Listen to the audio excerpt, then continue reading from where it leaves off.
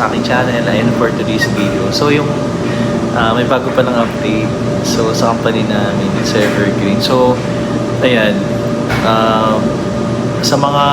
may mga kamag-anak po na gustong pumunta dito sa Taiwan. So sa mga Evergreen employee, meron na siyang yung company nagbigay na siya ng mga rules na pwede mag-accompany sa mga kaibigan, mga asawa, hindi yung mga asawa, sa pamilya,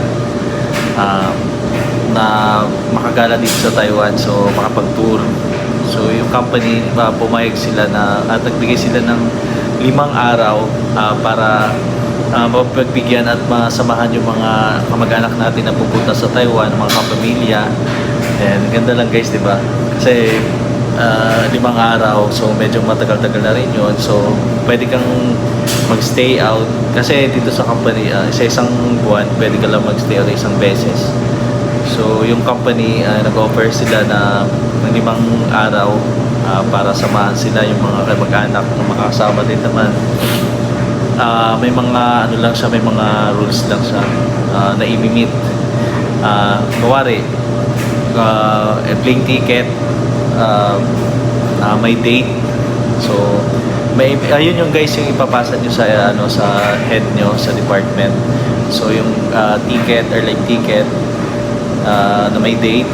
Pangalawa yung kung kapag-anak mo, birth certificate na kamag-anak mo na proof na napupunta siya sa Taiwan, tsaka relatives. So kung ikaw naman ay may asawa na papunta mo dito, isasubmit mo rin yung marriage contract at saka yung anak siguro pwede, mga birth certificate ng anak.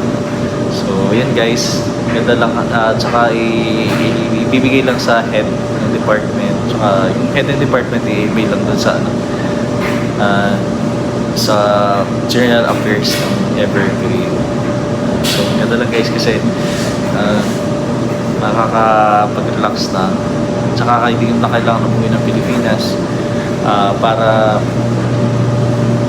sila yung pupuntahin mo dito kasi tsaka mura, makakasama sila, diba? Tsaka magandang experience sa mga kamag-anak natin na makakasama natin dito. Napakaganda kaya ng place ng Taiwan, so pwede sila mag-tour. Nakakatuwa lang kasi may mga ganyang project yung kapatid natin sa Evergreen, diba? So maganda rin yun kasi experience. Tsaka syempre sa iwas lungkot na rin. Tsaka syempre Taiwan yun eh. And maganda dito guys mag-tour if gusto nyo mag-tour, tsaka may kamag-anak kayo dito. So pwede na kayong samahan sa loob ng 5 araw. Pwede na kayong sumama sa mga kamag-anak nyo sa loob ng 5 araw, stay out. So isasubmit nyo lang yung mga proof, tsaka yung mga requirements nila na i-meet nyo. Yun, makapag-tour na kayo dito sa Taiwan.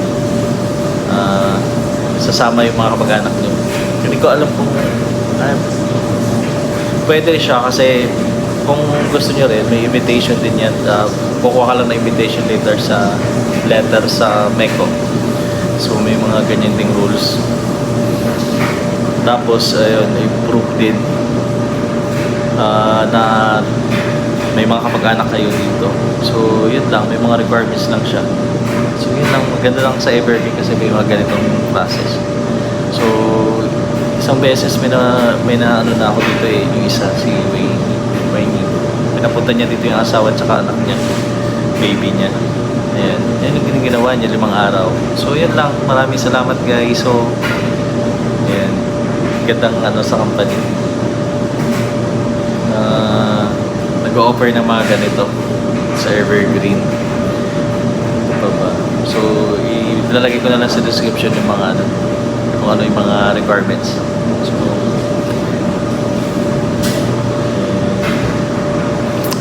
maraming benefits na ibibigay ng Taiwan sa mga OFW din, tsaka yung company. So dito kung may mga rules din, tax, may mga deduction ng tax, so makukuha nyo siya sa after 1 year pagtrabaho niyo dito. So kung uwi ka naman ng Pilipinas, makukuha mo rin yun. So, mag-iwan ka lang ng ticket ng ATM mo, account sa broker para may process yung account. Tsaka, kasi doon yung ipapasa ng mga nila sa account mo sa Pilipinas.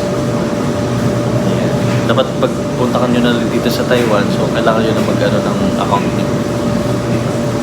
Tsaka yung company, hintayin na lang natin. Yung company kasi magkaano din, may bonus din.